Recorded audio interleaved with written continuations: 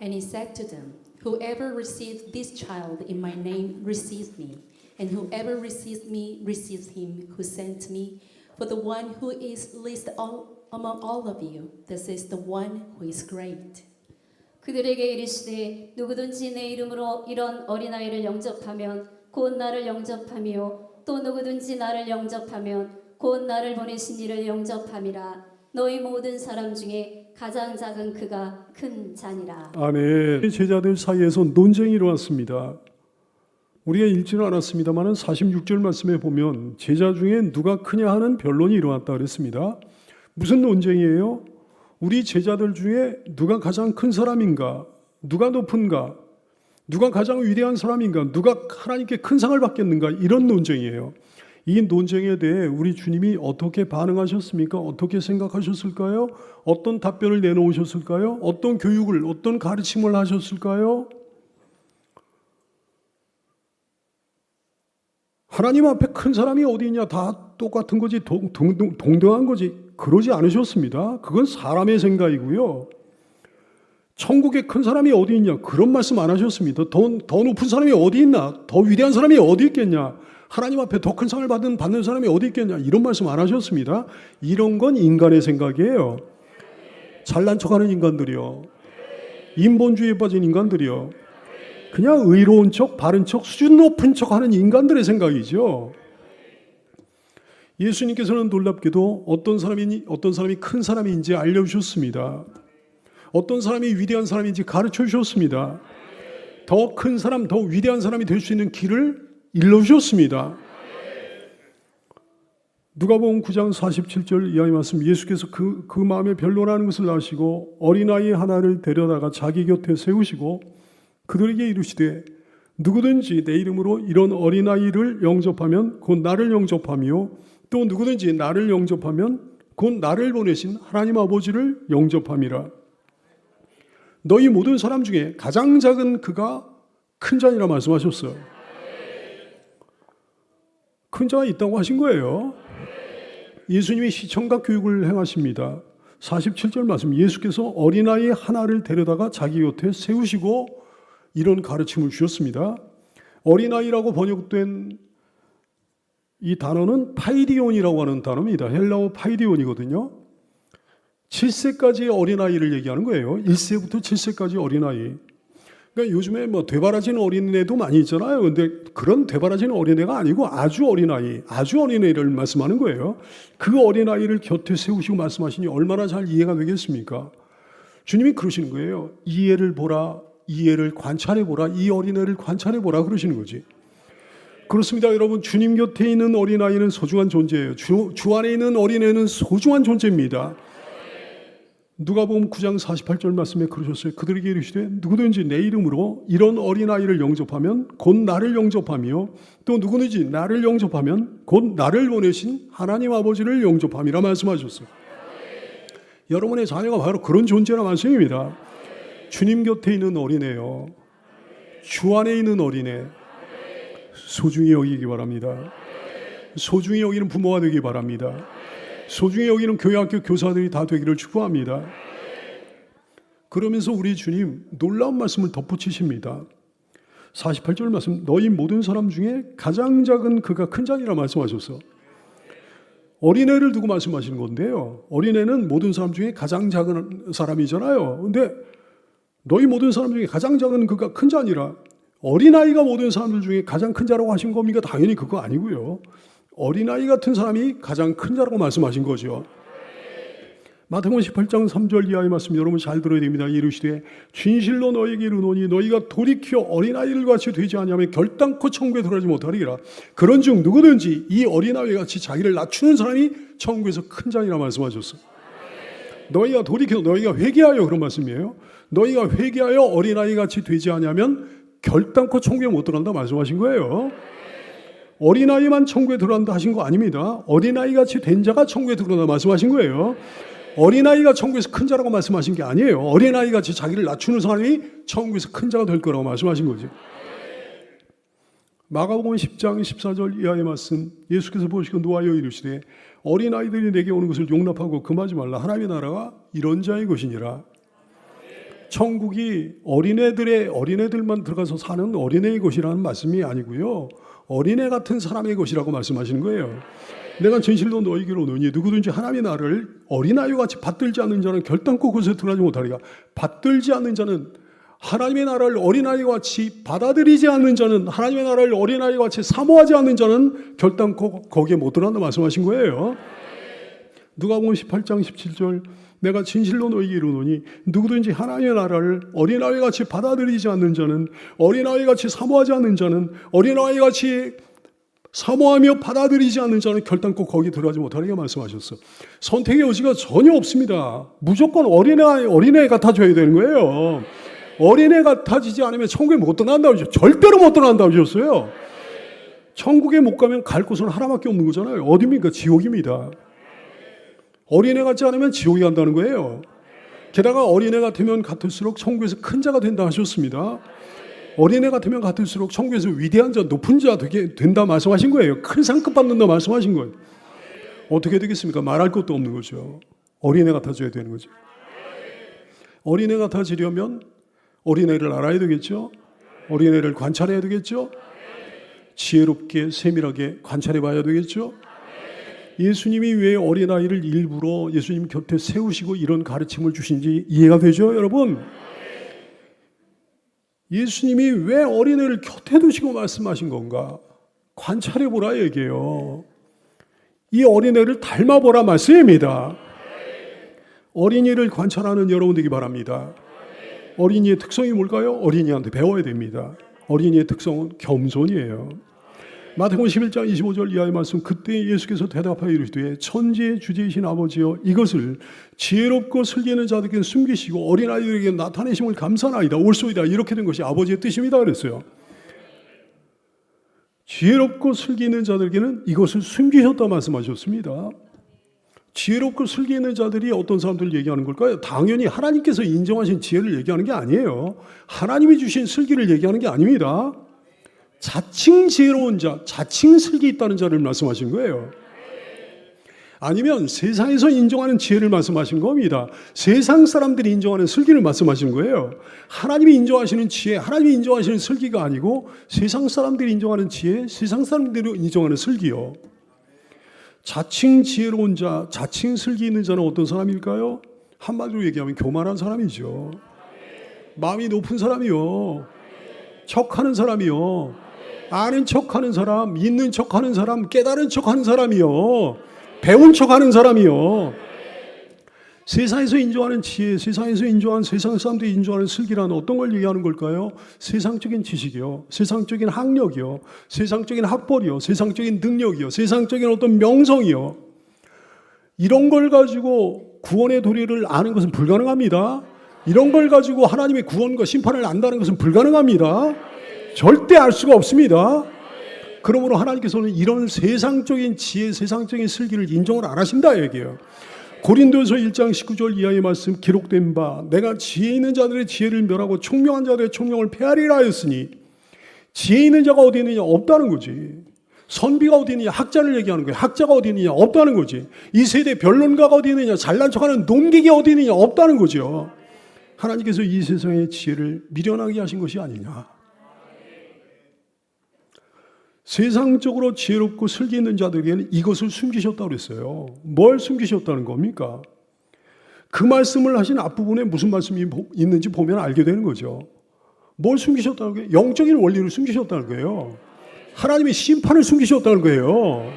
하나님의 진노를 숨기셨다는 거예요. 마지막에 그들이 어떻게 될지를 숨기셨다는 거예요. 마태복음 11장 20절 이하의 말씀, 이 말씀을 하신 다음에 그 말씀 하신 거예요. 슬기 있는 자들에게 지혜 있는 자들에게 숨기시고 어린아이들에게는 나타내셨다. 이 말씀을 하신 다음에 그 말씀하신 거예요. 예수께서 권능을 가장 많이 행하신 고을들이 회개하지 아니하므로 그때 책망하시되 화했을진저 고라시나 화했을진저 벳세다야 너에게 행한 모든 권능을 두루와 시돈에게서 내가 만약 행하였더라면 그들이 벌써 베옷을 입고 제한 자 회개하였으리라. 내가 너에게로 너희 마지막 심판날에 두루와 시돈이 너희보다 견디기 쉬우리라. 가버나움아 네가 하늘에까지 높아지겠느냐. 너무 교만했던 거거든. 음부에까지 낮아지리라.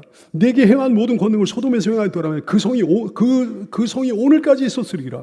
내가 너희에게로 오노니 마지막 심판 날에 소돔 땅이 너보다 견디기 쉬우리라 그러셨어요.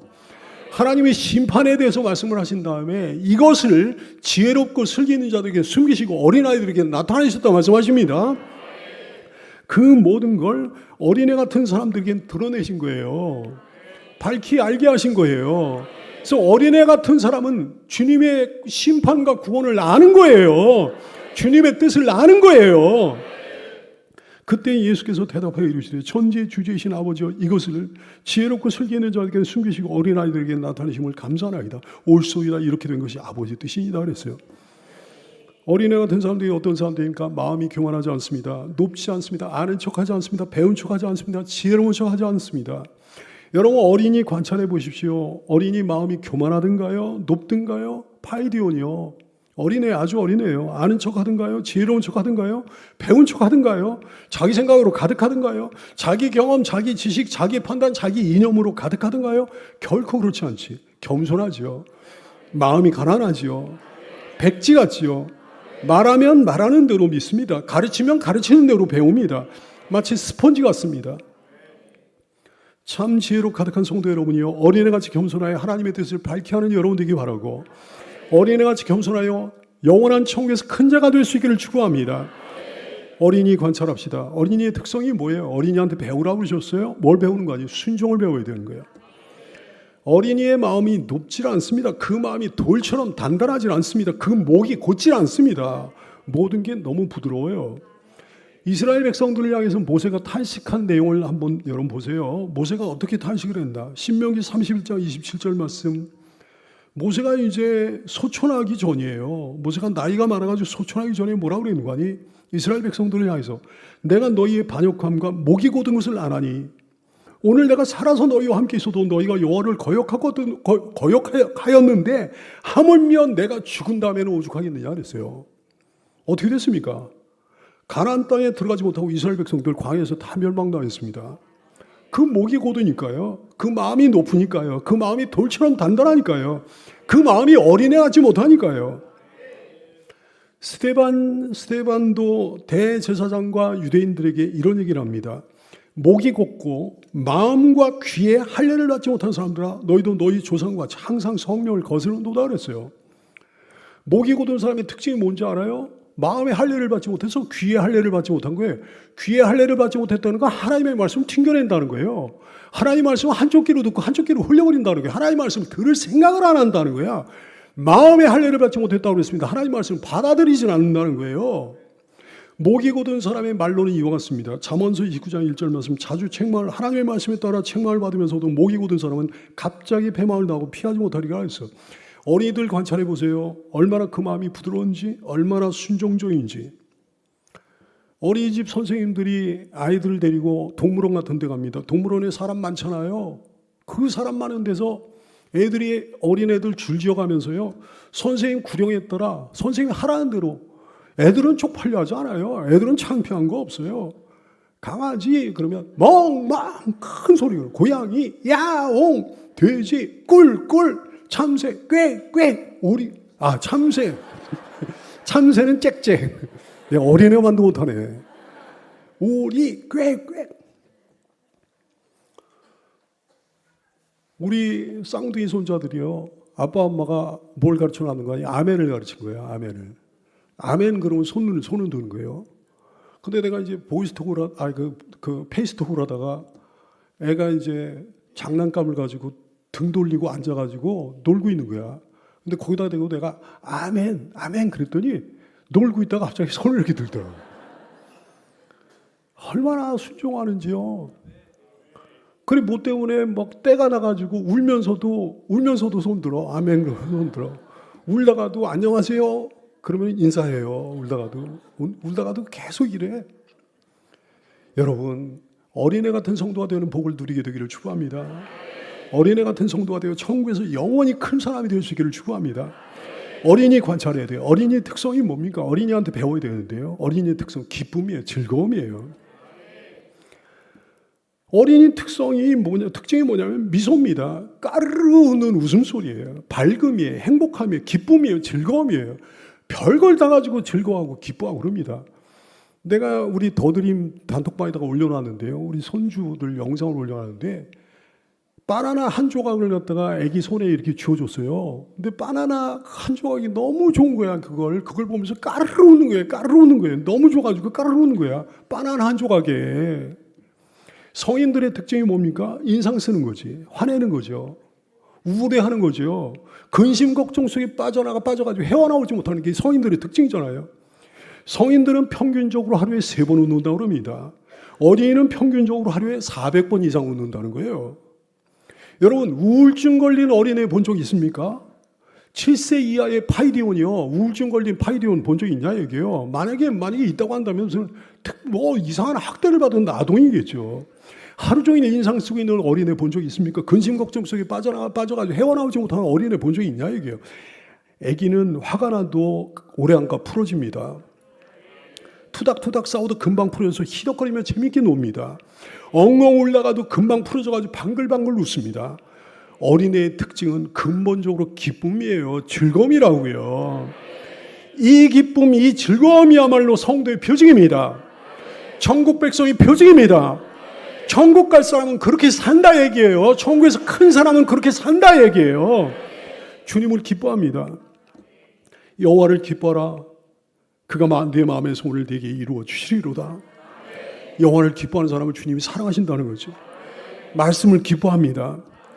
에스라를 비롯한 지도자들이 하나님의 말씀을 들려줬더니 그 하나님의 말씀에 은혜를 받고 이스라엘 백성들이 너무 즐거워하는 거예요. 느헤미야 8장 12절 말씀, 모든 백성이 곧 가서 먹고 마시며 나누어주고 크게 즐거워했다 그랬어요. 왜? 그들이 그 읽어 들려준 하나님의 말씀의 뜻을 밝히 알미라 그랬어요. 말씀은 우리를 즐겁게 합니다. 오직 여호와의 율법을 즐거워하여 그의 율법을 귀한 홍상하는도다. 여러분의 이야기인 줄로 믿어요. 기도응답을 받고도 너무 행복하고 너무 기쁘잖아요. 사무엘상 2장 1절 말씀, 한나가 기도하여 이르되, 기도응답을 받은 거예요. 내 마음이 여호와로 말미암아 즐거워하며 내 뿔이 여호와로 말미암아 높아졌습니다. 내 입이 내 원수들 향하여 크게 열렸으니 이는 내가 주의 구원으로 말미암아 주의 응답으로 말미암아 기뻐함이니이다. 주님을 의지하는 사람에게는 기쁨이 넘치는 거예요. 그러나 주께 피하는 모든 사람은 다 기뻐하며 주의 보호로 말미암아 영원히 기뻐 외치고 주의 이름을 사랑하는 자들은 주를 즐거워하리로다. 시편 33편 1절 말씀, 너희 의인들아 여호와를 즐거워하라.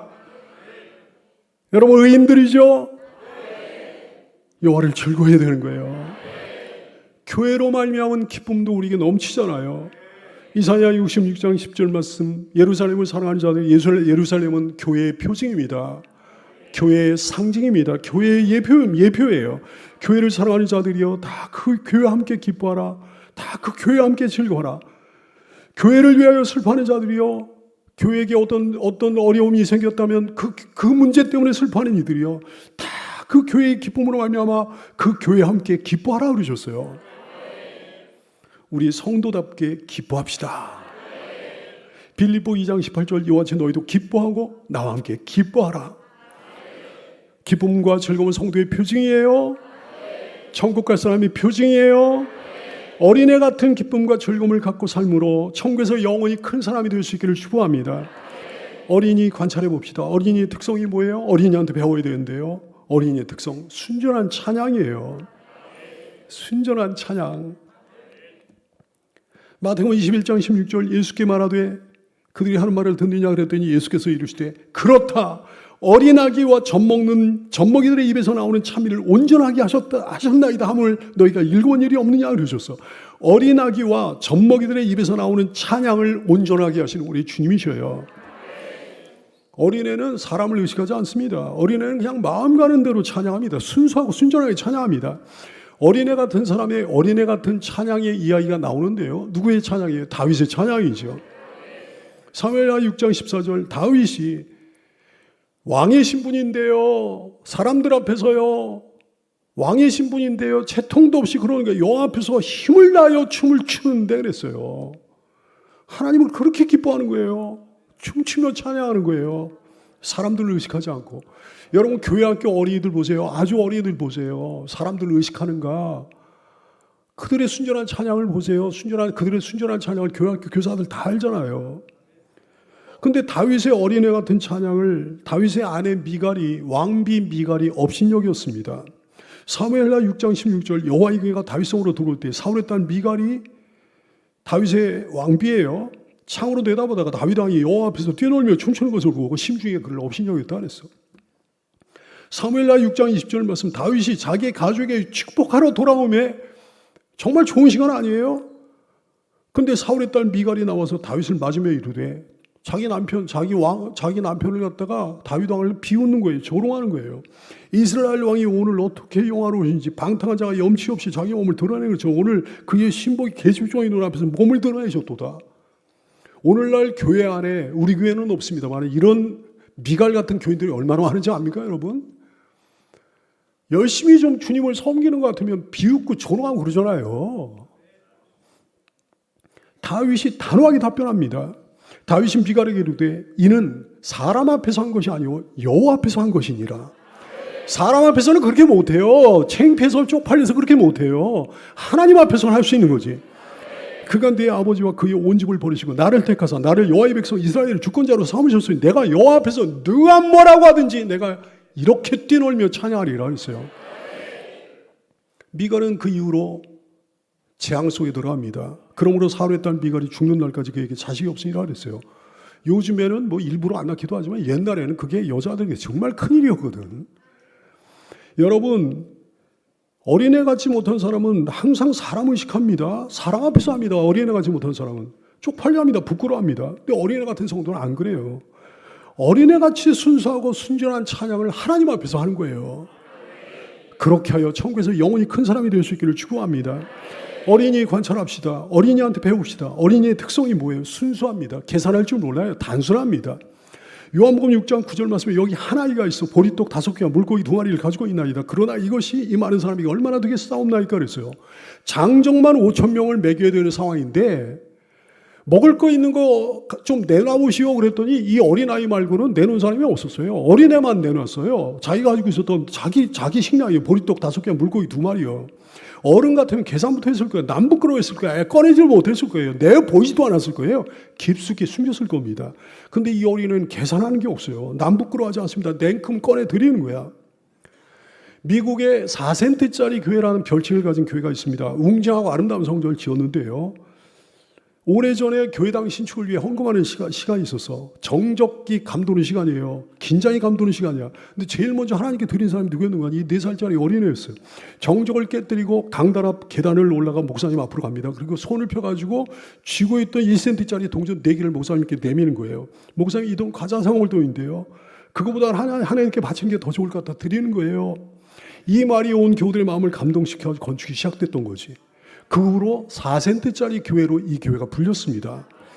여러분 어린애 같은 순수성을 가지고 섬기는 여러분 되기를 축원합니다. 어린애 같은 성도가 되어 천국에서 영원히 큰 사람이 될 수 있기를 축원합니다. 어린이 관찰합시다. 어린이한테 배웁시다. 어린이의 특성이 뭐예요? 절대 믿음이요. 절대 신뢰요. 절대 의존이요. 시편 131편 2절 말씀 실로 내가 내 영혼을 고요하고 평안하게 하기를 젖된 아이가 그의 어머니 품에 있음 같게 하였나니 내 영혼이 젖된 아이와 같이 고요하고 평안하도다 그랬어요. 어린애가 어머니 품 안에 있는 것 같이 내 영혼이 고요하도다. 내 영혼이 평안하도다. 엄마 품에 안기는 어린아이는요 옆에서 핵폭탄이 떨어져 상관없어. 안정감을 누리는 거예요. 평안한 거예요. 고요한 거예요. 절대 믿음이거든. 절대 신뢰거든. 절대 의존이거든. 어린애 같지 못한 사람은 하나님께서 아무리 위로해줘도 위로를 못 받습니다. 주님의 말씀에도 계속 불안에 떱니다. 떨지 말라, 두려워하지 말라 그래도 계속 불안에 떠요. 어린애 같지 못하니까요. 하나님이 그 품 안에 안아주셔도 계속 바들바들 떠는 거예요. 믿질 못하는 거예요. 신뢰하지 못하는 거예요. 의존성이 결여되어 있는 거예요. 여러분 이런 얘기 들어봤습니까? 평생 효도는 4살까지 다 한다 이런 얘기 들어봤습니까? 그게 말이 안 되잖아. 4살까지 뭐 부모한테 자기 부모한테 해준 게 뭐가 있다고 평생 효도를 4살까지 다 한다는 거예요. 왜 그렇습니까? 그 어린애들의 부모에 대한 절대 믿음 때문에 그러는 거예요. 절대 신뢰 때문에 그러는 거예요. 절대 의존 때문에 그러는 거예요. 부모를 향한 그 믿음과 그 신뢰와 그 의존이 부모를 기쁘게 하는 거지. 부모를 행복하게 하는 거지. 말할 수 없이 사랑스러워지게 하는 거죠. 여러분 하나님을 기쁘시게 하는 자녀 맞습니까? 하나님이 여러분을 말할 수 없이 사랑스럽게 여기실까요? 위로해 주시면 평안해져야 되거든. 그 품 안에서 만족을 누려야 되거든. 세상이 줄 수 없는 기쁨과 평강과 만족을 주님의 품 안에서 누려야 되거든. 여러분, 어린애 같은 절대 믿음과 절대 신뢰와 절대 의존으로 천국에서 영원히 큰 사람이 되는 복을 받아 누리는 성도가 되기를 축원합니다. 어린이 관찰합시다. 어린이한테 배웁시다. 어린이의 특성이 뭐예요? 사모함이에요. 떼씀이에요. 베드로전서 2장 2절 말씀, 갓난아기를 같이 순전하고 신령한 전설 사모하라. 이는 그로 말미암아 너희로 구원에 이르도록 자라게 하려 함이라 그랬어요. 어린애가 엄마 품 안에서, 아기가 엄마 품 안에서 젖을 빨 때 얼마나 간절하게 빠는지 여러분 압니까? 얼마나 사모하는지. 어린애의 사모함이 부모한테 얼마나 큰 기쁨이 되는지. 어린애의 특징이 그거예요. 사모함이에요. 떼씀이에요. 뒤에 이런 거 저런 거 생각 안 하는 거예요. 그냥 사모하는 거예요. 그냥 떼쓰는 거예요. 그렇습니다. 천국은 침노하는 자의 곳입니다. 어린애처럼 천국을 사모해야 되는 거예요. 어린애처럼 하나님 사모해야 되는 거예요. 그 품을 사모해야 되는 거예요. 어린애처럼 그 은혜를 사모해야 되는 거예요. 그 사랑과 긍휼과 자비를 갈망해야 되는 거예요. 아버지 저를 불쌍히 여겨주시기를 소원합니다. 저 하나님 없이는 안 됩니다. 그 보호를 요청해야 되는 거예요. 그 도움을 구해야 되는 거예요. 그 품에 안겨야 되는 거예요. 그 품을 파고들어야 되는 거라고. 어린애 같은 사모함과 떼씀으로 천국에서 영원히 큰 사람이 되는 복을 받아 누리기를 축복합니다. 어린이 관찰합시다. 어린이한테 배웁시다. 어린이의 특성이 뭐예요? 그 가능성이죠. 그 미래죠. 그 소망이죠. 아기들 중에 가능성 없는 아기가 있습니까? 그 미래가 암울한 사람이 있습니까? 어린애들 중에 소망 없는 사람이 있을 수가 있겠습니까? 나이가 들면 들수록 가능성이 사라지는 거지. 나이가 들면 들수록 그 미래가 눈에 뻔히 보이는 거지. 그 소망이 별로 없는 거지. 어린애는 안 그래요. 어린애는 누구에게나 가능성이 열려 있어. 누구에게나 미래가 열려 있어. 누구에게나 소망이 있는 거예요. 하나님의 사람은 나이를 떠나서 어린애 같아야 되는 줄 알게 되기를 바랍니다. 그 가능성, 그 미래, 그 소망이 있어서 어린애 같아야 되는 거예요. 죽을 때까지 그걸 가지고 있어야 되는 거예요. 죽기 직전까지 가능성과 미래와 소망을 가지고 있어야 되는 거예요. 왜? 죽음이야말로 우리의 시작이니까. 천국의 시작이잖아요. 영생의 시작이잖아요. 그러므로 우리에게는 가능성과 미래와 소망이 한순간도 식어지는 법이 없다 해야지. 어린애 같은 가능성과 미래와 소망으로 천국에서 영원히 큰 사람이 되는 복을 받아 누리게 되기를 축원합니다. 어린이 관찰합시다. 어린이한테 배웁시다. 어린이의 특성이 뭐예요? 활력과 활기와 생기와 생명력이잖아요. 세상의 어느 장소든지 어느 모임이든지 나이 든 사람들밖에 없다면 활력이 없습니다. 활기가 없습니다. 생기가 없습니다. 생명력이 없어요. 시골 마을에 애들이 없는 시골 마을은 정말 적막강상이죠. 생기가 없지. 근데 어떤 장소든지 어떤 모임이든지 어린이가 끼어들게 되면 갑자기 없던 활력이 막 생기는 거예요. 활력이 넘치는 거예요. 생기가 넘치는 거야. 생명력이 생기는 거예요. 하나님의 사람은 나이를 떠나서 어린아이 같은 생명력이 있어야 되는 줄 알게 되기를 축원합니다. 주님 주신 우리만의 생명력, 우리만의 활력, 우리만의 활기, 우리만의 생기만이죠. 요한복음 7장 38절 나를 믿는 자는 우리를 얘기하는 거잖아요. 성경 이름같이 그 배에서 생수의 강이 흘러나오리라. 생수의 강에 끊임없이 흘러나오는 생명력이 넘치는 성도가 되기를 축원합니다. 그는 시냇가에 심은 나무가 철을 따라 열매를 맺으며 싱싱하게 살아있는 거야. 그 잎사귀가 마르지 아니함 같으니 그가 하는 모든 일이 다 형통하리로다. 어린애 같은 활력과 활기와 생기와 생명력으로 천국에서 영원히 큰 사람이 되기를 축원합니다. 어린이 관찰합시다. 어린이한테 배웁시다. 어린이의 특성이 뭐예요? 무사람들의 위로와 기쁨과 평강이라는 거지. 어린이는 부모의 위로예요. 부모의 기쁨이에요. 부모의 평안이에요. 어린이를 보면 그렇게 위로를 받는 거야. 기뻐지는 거야. 평안해지는 거야. 부모뿐입니까? 무사람들의 위로와 기쁨과 평안이죠. 애기들한테는 놀라운 힘이 있어요. 내가 알지도 못하는 애기야. 전철에서 옆에 있는 애기요. 옆에 있는 애기를 보면 괜히 기뻐지는 거예요. 괜히 위로가 되는 거야. 웃음이 나오는 거야. 정상적인 사람은 원래 그런 거예요. 알지도 못하는 애기인데 그런 거야. 애기한테 그런 힘이 있는 거거든. 아무리 힘들어도 어린애 보고 있으면요. 행복하게 뛰노는 애기를 보고 있으면 여러분 잠들어 있는 애기 옆에 눕잖아요. 그럼 자기도 모르게 스르르 잠이 와요. 너무 평안해져가지고. 근심 걱정은 사라지고 위로와 기쁨이 찾아오는 거야. 하나님의 사람은 나이를 떠나서 어린애가 돼야 되는 거예요. 하나님의 사람은 무사람들이 위로와 기쁨과 평강이 돼야 되는 거예요. 어린애 같은 사람, 무사람들의 위로와 기쁨과 평강이 되어 천국에서 영원히 큰 사람이 되기를 축원합니다. 어린이 관찰합시다. 어린이한테 배웁시다. 어린이의 특성이 뭐예요? 어린이는 하나님 사랑의 거울이에요. 어린이를 가만히 보고 있으면 하나님 아버지의 마음을 알게 됩니다. 느끼게 됩니다. 나도 이렇게 이쁜데 하나님 얼마나 이쁘실까? 나도 이렇게 사랑스러운데 우리 하나님 얼마나 사랑스러우실까? 아니 나도 얘가 이렇게 이쁜데 하나님은 하나님의 자녀인 내가 얼마나 이쁘실까? 나도 얘가 이렇게 사랑스러운데 하나님은 나를 얼마나 사랑스럽게 여기실까? 어린이는 참으로 하나님의 사랑의 거울이에요. 어린이의 모습을 통해 하나님 사랑이 비춰집니다. 하나님 마음이 비춰집니다. 그래요 여러분, 하나님의 사람은 나이를 떠나서 어린아이가 돼. 하나님 사랑의 거울 노릇을 해야 되는 거예요. 여러분 사랑스러운 사람 돼야 됩니다. 여러분 이쁜 사람 돼야 됩니다. 사람들이 나를 보면서 하나님 아버지의 마음을 알게 되기 바라요. 얼마나 이쁘실까? 얼마나 사랑스러우실까? 어린애같이 하나님 사랑의 거울 노릇을 하는 성도가 되어 천국에서 영원히 큰 사람이 될 수 있기를 축원합니다. 어린이 관찰합시다. 어린이한테 배웁시다. 어린이의 특성이 뭐예요? 어린애는 정직합니다. 솔직합니다. 담백합니다. 꾸밈이 없습니다. 속이지 않습니다. 이러면 나이가 들면 들수록 문제가 많아지는 거예요. 거짓이 많아지는 거예요. 더 가면이 두터워지는 거지. 하나님의 사람 아닌 사람을 얘기하는 거예요. 하나님의 사람은 나이가 들면 들수록 더 솔직해집니다. 더 진실해집니다. 근데 세상 사람들이요, 하나님의 사람이 아닌 사람들이요, 교회 다니는 불신자들이요, 이런 사람들은 나이가 들면 들수록 거짓이 더 많아져. 가면이 더 두터워져요. 위선이 더 커집니다. 이주인격, 삼주인격 막 되는 거예요. 여기 설마 거짓된 사람 한 사람도 없겠죠? 근본이 거짓된 사람은 신앙생활 아무리 많이 해도 소용없습니다.